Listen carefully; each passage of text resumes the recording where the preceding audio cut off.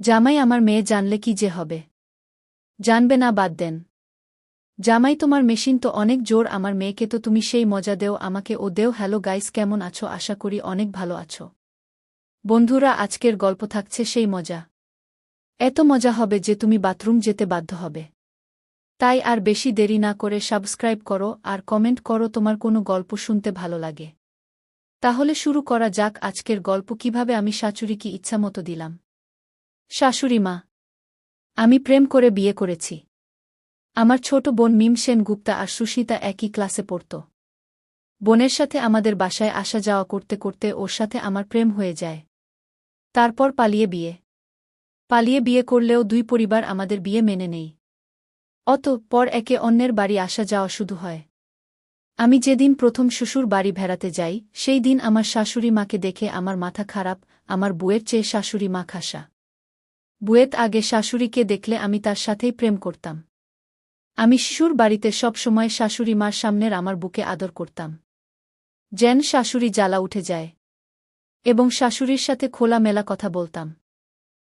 এইভাবে কয়েক মাস আমার শ্বশুর বাড়িতে যাওয়া আসা হল। আমি মাঝে মাঝে বুয়ের জন্য জামা কাপড় কিনলে শাশুড়ি মায়ের জন্য কিনতাম। শেষবার শ্বশুর বাড়ি থেকে আসার আগের দিন বুকে পোশাক কিনে দিলাম, আর শাশুড়ি মাকে পটানোর জন্য তার জন্য শুধু শাড়ি না, অনেকগুলো আন্ডার ড্রেসও কিনে দিলাম। বুকে নিয়ে আমাদের বাড়ি চলে আসার কয়েকদিন পর একদিন সকলে শাশুড়িমা ফোন দিয়ে বলে, সৌমিত, আজ দুপুরে একটু বাসায় এসো তো, দরকার আছে। দুপুরের খাবার আমাদের ওখানেই খাবি। শাশুড়ি মার কথা মতো আমি দুপুরে গিয়ে দেখি শাশুড়ি মা বাথরুমে।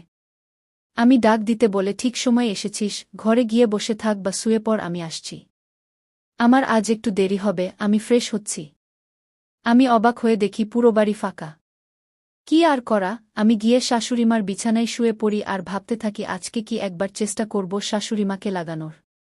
আসলে শাশুড়ি মার উপর আমার বিয়ের পর থেকেই নজর। কারণ শাশুড়িমা ছিল আগুনের গোল্লা। ওইদিকে আমার বউ শুকনা কাঠ, মজা পাই না। আমি দেখি খাটে শাশুড়িমার জামা কাপড় পরে আছে।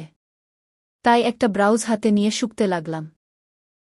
আহ, সেই কি ঘ্রাণ! শাশুড়িমার গায়ের সুঘ্রাণে কখন ঘুমিয়ে পড়েছি খেয়াল নেই। আমি আবার শাশুড়িমাকে মা বলে ডাকি। হঠাৎ মার ডাকে ঘুম ভাঙ্গে। চমকে দেখি মা ঘরে আলো জ্বালাচ্ছে।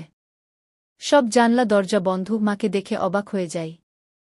আমার পছন্দের ব্রা প্যান্টি পরেছে, মুখ ঘুরিয়েই বলে, লাগিয়ে দে হুকটা।